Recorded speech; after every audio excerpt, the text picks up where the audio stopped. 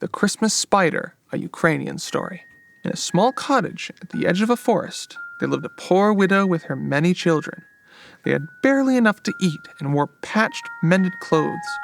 But the mother kept their tiny home as clean and warm as she could, and she taught her children to be grateful for what they had.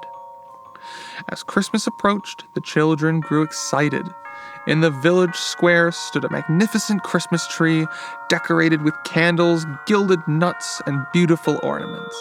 The children would press their noses against the merchants' windows, gazing at the decorations they could never afford.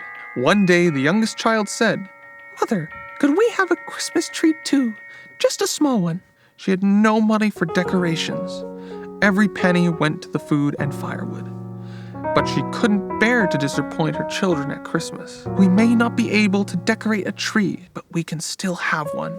Tomorrow we'll find the perfect tree in the forest." The next day, the children ran into the forest and found a small, beautiful fir tree. They carried it home with great joy and set it up in the corner of their cottage. It stood bare and undecorated, but the children loved it anyway. "It's the most beautiful tree in the world," the youngest declared. That night, the widow tucked her children into bed. As she kissed each child goodnight, her heart was full of love. She wished she could give them more.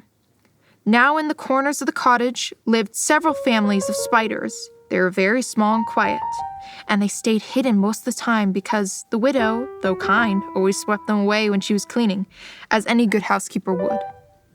But the spiders had watched the children bring in the Christmas tree. They had heard the widow crying. They wanted to do something to help this kind family that had shown such joy over a bare tree.